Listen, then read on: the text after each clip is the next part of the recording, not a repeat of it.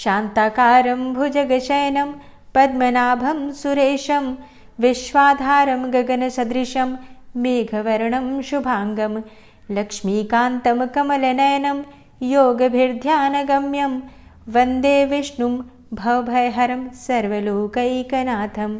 ओम विष्णवे नमः। आप सभी को चैत्र मास की कृष्ण पक्ष की पाप मोचनी एकादशी की हार्दिक शुभकामनाएं। भगवान श्री हरि विष्णु और मां लक्ष्मी की कृपा सदैव आप और आपके समस्त परिवार पर बनी रहे। आज की वीडियो में आप सुनेंगे पाप मोचनी एकादशी व्रत की कथा। कथा सुनने से पहले कमेंट बॉक्स में ओम नमो भगवते वासुदेवाय नमः जरूर लिखिए। पाप मोचनी एकादशी व्रत की कथा। फाल्गुन मास के शुक्ल पक्ष की एकादशी का महात्म्य जानने के बाद अर्जुन ने भगवान श्री कृष्ण से कहा, हे मधुसूदन, आपने फाल्गुन मास के शुक्ल पक्ष की एकादशी अर्थात आमलकी एकादशी के बारे में विस्तार पूर्वक मुझे बतलाया। अब चैत्र मास के कृष्ण पक्ष की एकादशी का क्या नाम है तथा उसकी विधि क्या है, कृपा करके आप मेरी बढ़ती हुई जिज्ञासा को शांत कीजिए। भगवान श्री कृष्ण ने कहा, हे अर्जुन, चैत्र मास के कृष्ण पक्ष की एकादशी को पाप मोचनी एकादशी के नाम से जाना जाता है। एक बार की बात है, पृथ्वीपति राजा मांधाता ने लोमश ऋषि से यही प्रश्न किया था जो तुमने मुझसे किया है। अतः जो कुछ भी ऋषि लोमश ने राजा मांधाता को बतलाया वही मैं तुमसे कह रहा हूं। तुम ध्यान पूर्वक सुनो। राजा मांधाता ने धर्म के गुह्यतम रहस्यों के ज्ञाता महर्षि लोमश से पूछा, हे ऋषि श्रेष्ठ, मनुष्य के पापों का मोचन किस प्रकार संभव है? कृपा कर कोई ऐसा सरल उपाय बताएं जिससे सभी को सहज ही पापों से छुटकारा मिल जाए। तब महर्षि लोमश ने कहा, हे नृपति, चैत्र मास के कृष्ण पक्ष की एकादशी का नाम पापमोचनी एकादशी है। उसके व्रत के प्रभाव से मनुष्यों के अनेकों पाप नष्ट हो जाते हैं। मैं तुम्हें इस व्रत की कथा सुनाता हूँ, तुम ध्यान पूर्वक श्रवण करो। प्राचीन समय की बात है, चैत्ररथ नामक एक वन था। उसमें अप्सराएं किन्नरों के साथ विहार किया करती थी। वहां सदैव वसंत का मौसम रहा करता था, अर्थात उस जगह सदा नाना प्रकार के पुष्प खिले रहते थे। कभी गंधर्व कन्याएं विहार करती थी तो कभी देवेंद्र अन्य देवताओं के साथ क्रीड़ा किया करते थे। उसी वन में मेधावी नाम के एक ऋषि भी तपस्या में लीन रहते थे। मेधावी ऋषि भगवान शिव के भक्त थे। एक दिन मंजुघोषा नामक एक अप्सरा ने उनको मोहित कर उनकी निकटता का लाभ उठाने की चेष्टा की और इसके लिए वह कुछ दूरी पर बैठकर वीणा बजाकर मधुर स्वर में गाने लगी। उसी समय शिव भक्त महर्षि मेधावी को कामदेव भी जीतने का प्रयास करने लगे। कामदेव ने उस सुंदर अप्सरा के भ्रू अर्थात भौहों का धनुष बनाया, कटाक्ष को उसकी प्रत्यंचा बनाई और उसके नेत्रों को मंजुघोषा अप्सरा का सेनापति बनाया। इस तरह कामदेव अपने शत्रु भक्त को जीतने को तैयार हुआ। उस समय महर्षि मेधावी भी युवावस्था में थे और काफी हृष्ट-पुष्ट थे। उन्होंने यज्ञोपवीत तथा दंड धारण कर रखा था और वे दूसरे कामदेव के समान प्रतीत हो रहे थे। उस मुनि को देखकर कामदेव के वश में हुई मंजुघोषा ने धीरे धीरे मधुर वाणी से वीणा पर गायन शुरू किया तो महर्षि मेधावी भी मंजुघोषा के मधुर गाने पर तथा उसके सौंदर्य पर मोहित हो गए। वह अप्सरा मेधावी मुनि को कामदेव से पीड़ित जानकर उनसे आलिंगन करने लगी। महर्षि मेधावी उसके सौंदर्य पर मोहित होकर शिव रहस्य को भूल गए और काम के वशीभूत होकर उसके साथ रमण करने लगे। काम के वशीभूत होने के कारण मुनि को उस समय दिन रात का कुछ भी ज्ञान न रहा और काफी समय तक वे रमण करते रहे। तदुपरांत मंजुघोषा उस मुनि से बोली, हे ऋषिवर, अब मुझे बहुत समय हो गया है, अतः स्वर्ग जाने की आज्ञा दीजिए। अप्सरा की बात सुनकर ऋषि ने कहा, हे मोहिनी, संध्या को तो आई हो, प्रातःकाल होने पर चली जाना। ऋषि के ऐसे वचनों को सुनकर अप्सरा उनके साथ रमण करने लगी। इसी प्रकार दोनों ने साथ साथ बहुत समय बिताया। मंजुघोषा ने एक दिन ऋषि से कहा, हे विप्र, अब आप मुझे स्वर्ग जाने की आज्ञा दीजिए। मुनि ने इस बार भी वही कहा, हे रूपसी, अभी तो ज्यादा समय व्यतीत ही नहीं हुआ है, कुछ समय और ठहरो। मुनि की बात सुनकर अप्सरा ने कहा, हे ऋषिवर, आपकी रात तो बहुत लंबी है, आप स्वयं ही सोचिए कि मुझे आपके पास आए कितना समय हो गया, अब और ज्यादा समय तक ठहरना क्या उचित है? अप्सरा की बात सुनकर मुनि को समय का बोध हुआ और वह गंभीरता पूर्वक विचार करने लगे। जब उन्हें समय का ज्ञान हुआ कि उन्हें रमण करते 57 वर्ष व्यतीत हो चुके हैं तो उस अप्सरा को वह काल का रूप समझने लगे। इतना ज्यादा समय भोग विलास में व्यर्थ चला जाने पर उन्हें बड़ा क्रोध आया। अब वह भयंकर क्रोध में जलते हुए उस तप नाश करने वाली अप्सरा की तरफ भ्रिकुटी तान कर देखने लगे। क्रोध से उनके अधर कांपने लगे और इंद्रियां बेकाबू होने लगी। क्रोध से थरथराते स्वर में मुनि ने उस अप्सरा से कहा, मेरे तप को नष्ट करने वाली दुष्टा, तू महापापिन और बहुत ही दुराचारणी है। तुझ पर धिक्कार है।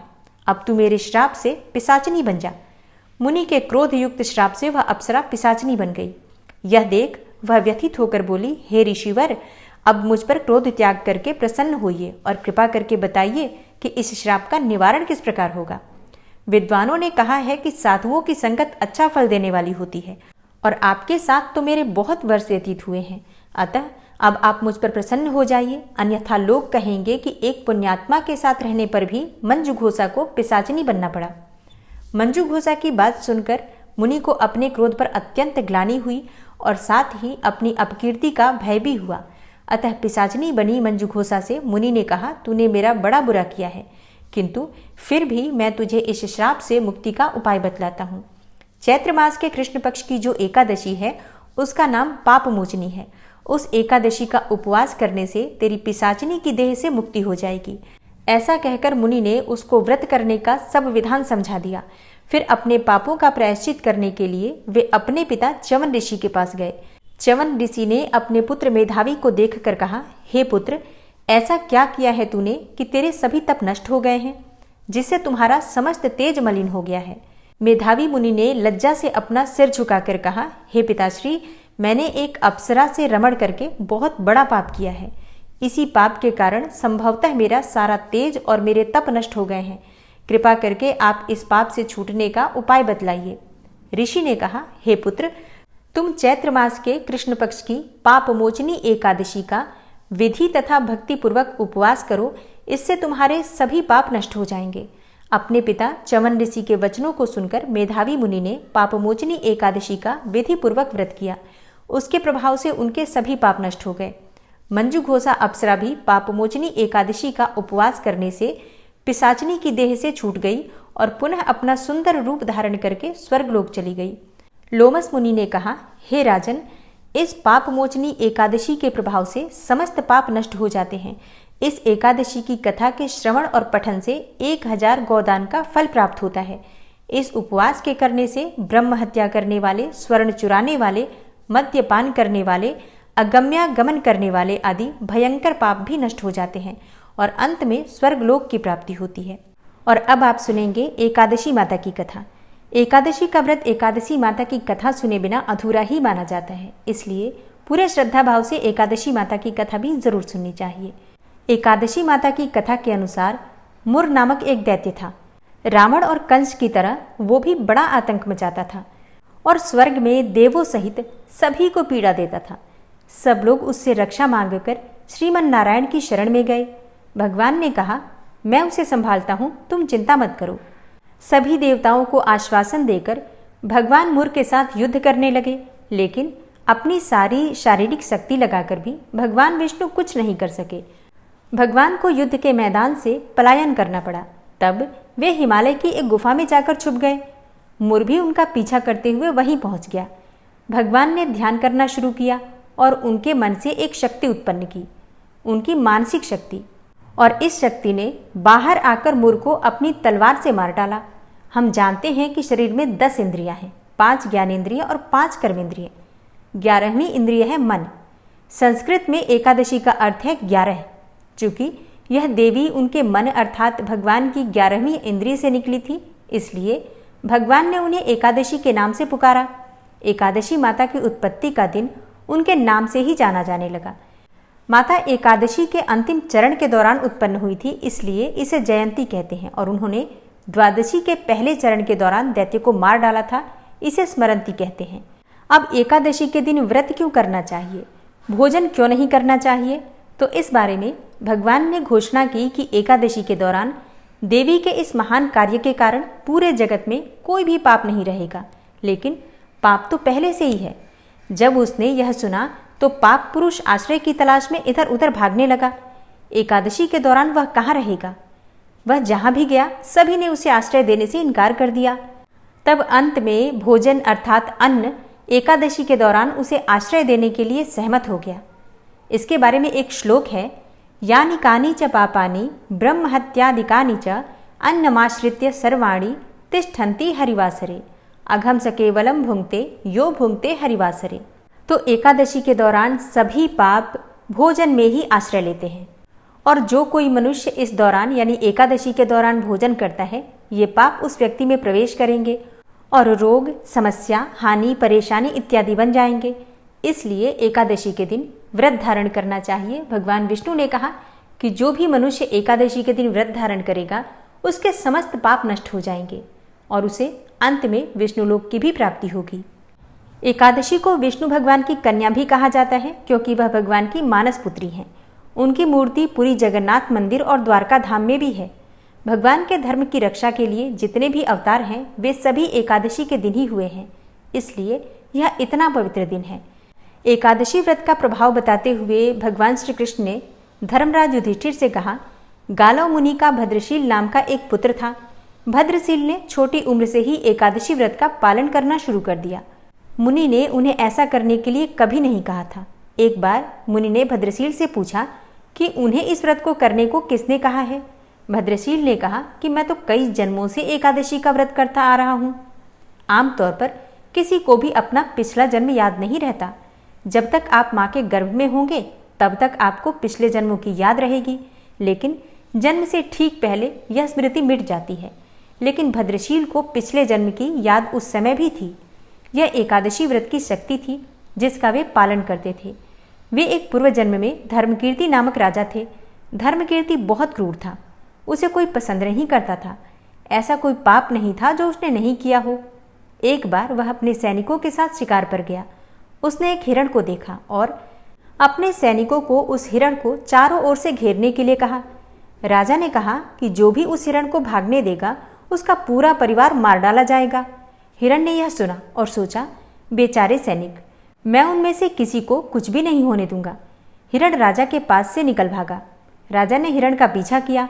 सूर्यास्त होते राजा एक घने जंगल के अंदर फंस गया। हिरण कहीं दिखाई नहीं दे रहा था। राजा ने एक पेड़ के नीचे रात बिताई। उसने दिन भर में कुछ भी नहीं खाया था। उसे चारों ओर से खतरनाक जानवरों के गुर्राने की आवाज़ भी सुनाई दे रही थी। वह सो भी नहीं सका। राजा ने डर से श्रीहरि परमात्मा से प्रार्थना करना शुरू कर दिया। फिर सुबह होते ही उसकी मृत्यु हो गई। यमदूत आए और उसे यमराज के पास ले गए। यमराज ने पूछा, तुम लोग इन्हें यहाँ क्यों लाए हो? इनका स्थान तो वैकुंठ में भगवान महाविष्णु के बगल में है। यमदूतों ने यमराज से कहा, लेकिन राजन, यह तो महापापी है। यमराज बोला, नहीं, वह सब चला गया है, ये अब बिल्कुल पवित्र है। जिस दिन इसकी मृत्यु हुई वह एकादशी थी। उन्होंने दिन भर उपवास किया और रात में जागते हुए श्रीहरि का स्मरण किया। उनके सारे पाप दूर हो गए, ये पवित्र हो गए। तब यमराज ने स्वयं एक स्वर्ण रथ बुलवाया और राजा को वैकुंठ भेज दिया। इसके बाद जब लोगों को इस बारे में पृथ्वी पर पता चला तो वे सभी एकादशी का पालन करने के लिए और अधिक उत्साहित हो गए। तो प्रेम से बोलिए, एकादशी माता की जय। और अब आप सुनेंगे गजेंद्र मोक्ष स्तोत्र का पाठ हिंदी में। इसमें श्लोकों की संख्या है 33 और ऐसा कहा जाता है कि इस मंत्र का जाप करने से जीवन में किसी भी प्रकार की परेशानी हो तत्काल आपको उससे मुक्ति मिल जाती है। इस स्तोत्र में हाथी और मगरमच्छ के साथ हुए युद्ध का वर्णन किया गया है और गजेंद्र जब युद्ध से हार जाता है तो भगवान विष्णु का ध्यान करके उनकी स्तुति करता है और उसकी स्तुति से प्रसन्न होकर भगवान विष्णु आते हैं और उसे मोक्ष प्रदान करते हैं। और इस पाठ को करते समय अगर हम अपने मन में ये भावना रखें कि हे श्री हरि विष्णु, जिस प्रकार से गजेंद्र को परेशानी से आपने बाहर निकाला उसी प्रकार से हमें भी हमारी परेशानियों से बाहर निकालिए, तो निश्चित ही भगवान विष्णु हमारी मदद करते हैं। तो अब सच्चे मन से भगवान श्री हरि विष्णु का ध्यान करके इस परम कल्याणकारी स्तोत्र का पाठ करते हैं। शुक जी ने कहा कि बुद्धि के अनुसार पिछले अध्याय में वर्णन किए गए रीति से अपने मन को नियंत्रित करके और हृदय को स्थिर करके गजेंद्र अपने पिछले जन्म में याद किए गए सर्वोच्च कार्य और बार बार जप किए जाने वाले स्तोत्र का जप करने लगा। गजेंद्र ने मन ही मन श्री हरि को ध्यान करते हुए कहा कि जिनके प्रवेश करने से शरीर और मस्तिष्क चेतन की तरह व्यवहार करने लगते हैं, ओम द्वारा लक्षित और पूरे शरीर में प्रकृति और पुरुष के रूप में प्रवेश करने वाले उस सर्वशक्तिमान देवता का मैं मन ही मन स्मरण करता हूँ, जिनके सहारे ये पूरा संसार टिका हुआ है और जिनसे ये सारा संसार अवतरित हुआ है, जिन्होंने प्रकृति की रचना की है और जो खुद उसके रूप में ही प्रकट है, लेकिन उसके बावजूद भी वो इस पूरी दुनिया में सर्वोपरि और श्रेष्ठ हैं। ऐसे अपने आप और बिना किसी कारण के भगवान की मैं शरण में जाता हूँ। अपने संकल्प शक्ति के बल पर अपने ही स्वरूप में रचित और सृष्टि काल में प्रकट एवं प्रलय में अप्रकट रहने वाले इस शास्त्र प्रसिद्धि प्राप्त कार्य कारण रूपी संसार को जो बिना कुंठित दृष्टि के साक्ष्य रूप में देखते रहने पर भी लिप्त नहीं होते, चक्षु आदि प्रकाशकों के परम प्रकाशक प्रभु आप मेरी रक्षा करें। बीतते गए समय के साथ तीनों लोकों और ब्रह्मादि लोकपालों के पंचभूत में प्रवेश कर जाने पर और पंचभूतों से लेकर महत्वपूर्ण सभी कारणों के उनकी परम करुणा स्वरूप प्रकृति में मग्न हो जाने पर उस समय दुर्गेर और घोर अंधकार रूपेण प्रकृति ही बच रही थी। उस अंधकार से परे अपने परम धाम में जो सर्वव्यापी भगवान सभी दिशाओं में प्रकाशित होते रहते हैं, वो भगवान मेरी रक्षा करें। विभिन्न नाट्य रूपों में अभिनय करने वाले और उस अभिनेता के वास्तविक स्वरूप को जिस प्रकार से साधारण लोग भी नहीं जान पाते, उसी तरह से सत्व प्रधान देवता और महर्षि भी जिनके स्वरूप को नहीं जान पाते, ऐसे में कोई साधारण प्राणी उनका वर्णन कैसे कर सकता है। ऐसे दुर्गम चरित्र वाले भगवान मेरी रक्षा करें। अनेकों शक्ति से मुक्त, सभी प्राणियों को आत्मबुद्धि प्रदान करने वाले, सबके बिना कारण हित और अतिशय साधु स्वभाव ऋषि मुनिजन जिनके परम स्वरूप को देखने की इच्छा के साथ वन में रहकर अखंड ब्रह्मचर्य तमाम अलौकिक व्रतों को नियमों के अनुसार पालन करते हैं, ऐसे प्रभु ही मेरी गति है। वह जिनका हमारी तरह न तो जन्म होता है और न जिनके द्वारा अहंकार प्रेरित कर्म ही होते हैं, जिनके निर्गुण स्वरूप का न तो कोई नाम है और न रूप ही है, फिर भी समय के अनुसार जगत की सृष्टि एवं प्रलय के लिए स्वेच्छा से जन्म आदि को स्वीकार करते हैं, उन अनंत शक्ति संपन्न परम ब्रह्म परमेश्वर को नमस्कार है। उन प्राकृत आकार रहित एवं अनेकों आकार वाले अद्भुत कर्मा भगवान को बारंबार नमस्कार है। स्वयं प्रकाशित सभी साक्ष्य परमेश्वर को मेरा शत शत नमन है। वैसे देव जो मन वाणी और चित्तवृत्तियों से परे हैं, उन्हें मेरा बारंबार नमस्कार है। विवेक से परिपूर्ण पुरुष के द्वारा सभी सत्व गुणों से परिपूर्ण निवृत्ति धर्म के आचरण से मिलने योग्य और मोक्ष सुख की अनुभूति रूपी भगवान को मेरा नमस्कार है। सत्व गुण को स्वीकार करके शांत, रजोगुण को स्वीकार करके घोर एवं तमोगुण को स्वीकार करके मूढ़ से प्रतीत होने वाले भेद रहित अतएव सदा समभाव से स्थित ज्ञानघन प्रभु को मेरा नमस्कार है। शरीर इंद्रिय आदि के समुदाय रूप संपूर्ण पिंडों के ज्ञाता, सबके स्वामी एवं साक्षी रूप प्रभु को मेरा नमस्कार है। सबके अंतर्यामी, प्रकृति के भी परम कारण किंतु स्वयं कारण रहित प्रभु को नमस्कार है। संपूर्ण इंद्रियों एवं उनके विषयों के ज्ञाता, समस्त प्रतीतियों के कारण रूप संपूर्ण जड़ प्रपंच एवं सबकी मूलभूता अविद्या के द्वारा सूचित होने वाले तथा संपूर्ण विषयों में अविद्या रूप से भासने वाले प्रभु को मेरा नमस्कार है। सबके कारण किंतु स्वयं कारण रहित तथा कारण होने पर भी परिणाम रहित होने के कारण अन्य कारणों से विलक्षण कारण आपको बारंबार नमस्कार है। संपूर्ण वेदों एवं शास्त्रों के परम तात्पर्य, मोक्ष रूप एवं श्रेष्ठ पुरुषों की परम गति भगवान को नमस्कार है।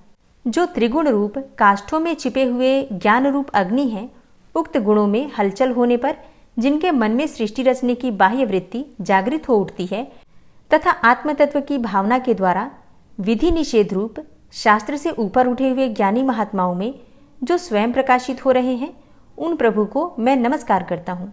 मुझ जैसे शरणागत पशु तुल्य अर्थात अविद्याग्रस्त जीवों की अविद्या रूप फांसी को सदा के लिए पूर्ण रूप से काट देने वाले अत्यधिक दयालु एवं दया करने में भी कभी आलस्य न करने वाले नित्य मुक्त प्रभु को नमस्कार है। अपने अंश से संपूर्ण जीवों के मन में अंतर्यामी रूप से प्रकट होने वाले सर्वनियंता अनंत परमात्मा आपको नमस्कार है। शरीर, पुत्र, मित्र, घर, संपत्ति एवं कुटुंबियों में आसक्त लोगों के द्वारा कठिनता से प्राप्त होने वाले तथा मुक्त पुरुषों के द्वारा अपने हृदय में निरंतर चिंतित ज्ञान स्वरूप सर्वसमर्थ भगवान को नमस्कार है। जिन्हें धर्म, अभिलाषित भोग, धन तथा मोक्ष की कामना से भजने वाले लोग अपनी मनचाही गति पा लेते हैं, अपितु जो उन्हें अन्य प्रकार के अयाचित भोग एवं अविनाशी पार्षद शरीर भी देते हैं, वे अतिशय दयालु प्रभु मुझे इस विपत्ति से सदा के लिए उबार लें। जिनके अनन्य भक्त जो वस्तुतः एकमात्र उन भगवान के ही शरण हैं, धर्म, अर्थ आदि किसी भी पदार्थ को नहीं चाहते, अपितु उन्हीं के परम मंगलमय एवं अत्यंत विलक्षण चरित्रों का गान करते हुए आनंद के समुद्र में गोते लगाते रहते हैं, उन अविनाशी, सर्वव्यापक, सर्वश्रेष्ठ ब्रह्मादि के भी नियामक अभक्तों के लिए प्रकट होने पर भी भक्ति योग द्वारा प्राप्त करने योग्य, अत्यंत निकट होने पर भी माया के आवरण के कारण अत्यंत दूर प्रतीत होने वाले, इंद्रियों के द्वारा अगम्य तथा अत्यंत दुर्विज्ञेय, अंतरहित किंतु सबके आदि कारण एवं सब ओर से परिपूर्ण उन भगवान की मैं स्तुति करता हूँ।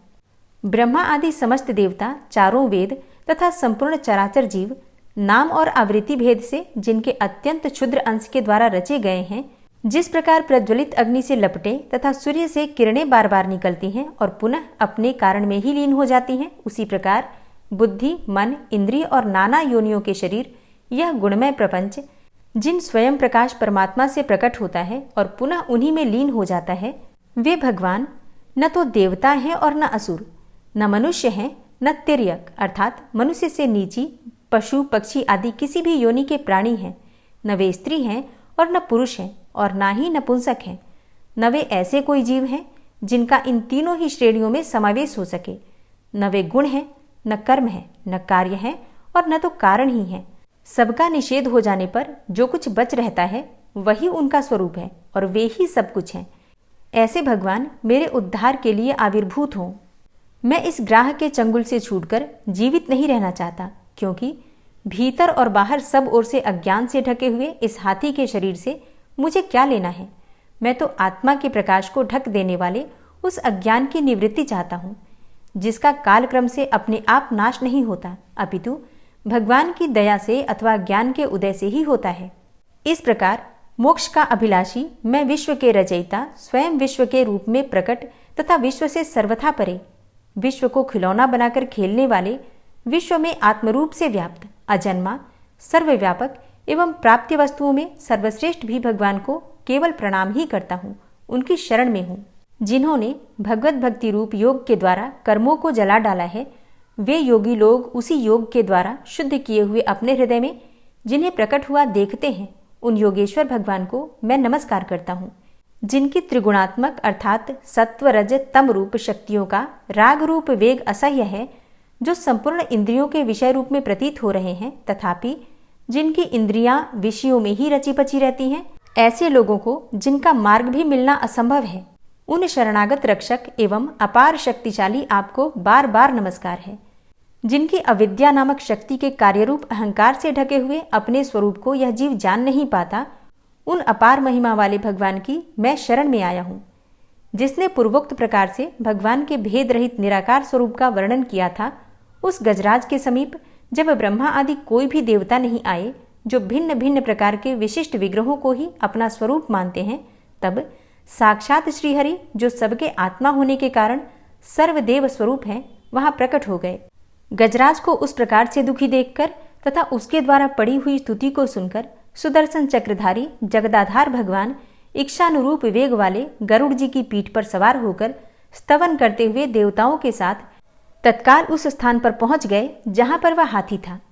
सरोवर के भीतर महाबली ग्रह के द्वारा पकड़े जाकर दुखी हुए उस हाथी ने आकाश में गरुड़ की पीठ पर सवार चक्र उठाए भगवान श्री हरि को देखकर अपनी सूंड को, जिसमें उसने पूजा के लिए कमल का एक फूल ले रखा था, ऊपर उठाया और बड़ी ही कठिनाई से सर्वपूज्य भगवान नारायण आपको नमस्कार है, यह वाक्य कहा।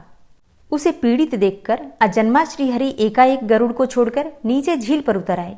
वे दया से प्रेरित होकर ग्राह सहित उस गजराज को तत्काल झील से बाहर निकाल लाए और देवताओं के देखते ही देखते चक्र से मुंह चीरकर उसके चंगुल से हाथी को उबार लिया। गजेंद्र मोक्ष स्तोत्र संपूर्ण हुआ। और अब बड़े ही प्रेम से भक्ति भाव से जयकारा लगाइए, भगवान श्री हरि विष्णु की जय। तो देखिए, चैत्र मास की कृष्ण पक्ष की एकादशी तिथि प्रारंभ हो रही है 25 मार्च को सुबह 5:05 पर और इसका समापन होगा 26 मार्च को सुबह 3:45 पर। तो सूर्योदय कालीन तिथि में ही हमेशा एकादशी का व्रत हम धारण करते हैं और इसके अनुसार 25 मार्च 2025 मंगलवार को पाप मोचनी एकादशी का व्रत हम धारण करेंगे। तो अगर आप एकादशी का व्रत धारण करना चाहते हैं तो एक दिन पहले ही आपको दशमी तिथि के नियम का पालन करना चाहिए। मतलब आपको ब्रह्मचर्य का पालन करना है, भूमि पर शयन करना है और शुद्ध और सात्विक भोजन लेना है। अगर आप महिलाएं हैं, कन्याएं हैं, व्रत धारण करती हैं एकादशी का, तो ऐसे में आपको दशमी तिथि के दिन ही अपने बाल धो लेना है, क्योंकि एकादशी के दिन बाल नहीं धोना चाहिए। फिर एकादशी के दिन ब्रह्म मुहूर्त में उठना चाहिए। उठकर नित्य कर्मों से निवृत्त हो जाइए, फिर स्नान कर लीजिए, साफ स्वच्छ वस्त्र धारण करके और भगवान सूर्यदेव को जल देकर अपने घर के मंदिर में भगवान श्री हरि विष्णु की और माता लक्ष्मी की विधि विधान से पूजा कर लीजिए। अगर आप व्रत कर रहे हैं तो व्रत का संकल्प अवश्य लीजिए। अपने दाहिने हाथ में जल और पुष्प लेकर व्रत का आपको संकल्प लेना है कि आज आप एकादशी का व्रत धारण करेंगे और उसके बाद भगवान श्री हरि विष्णु का अभिषेक कीजिए, पीले चंदन से उनका श्रृंगार कीजिए और पीले वस्त्र अर्पित करके, पीले पुष्प अर्पित करके विधि विधान से उनकी पूजा कर लीजिए। जो भी ऋतु फल हो, मिठाइयाँ हो, इनका आप भोग लगा सकते हैं और इसके बाद भगवान श्री हरि विष्णु की आरती करके सुबह की पूजा आपकी संपूर्ण हो जाती है। अब आप दिन में व्रत धारण कर रहे हैं तो फलाहार कर सकते हैं, कोई सा भी फल खा सकते हैं और फलाहार और जलाहार के द्वारा आप एकादशी का व्रत कर सकते हैं। शाम को फिर से भगवान श्री विष्णु की विधि विधान से पूजा की जाती है।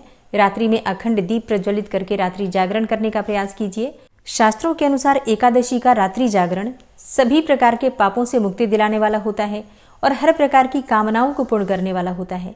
और एकादशी की रात्रि में जो अखंड दीपदान हम करते हैं, इसमें अगर हम किसी भी कामना से दीपदान कर रहे हैं तो हमारी कामना पूर्ण हो जाती है।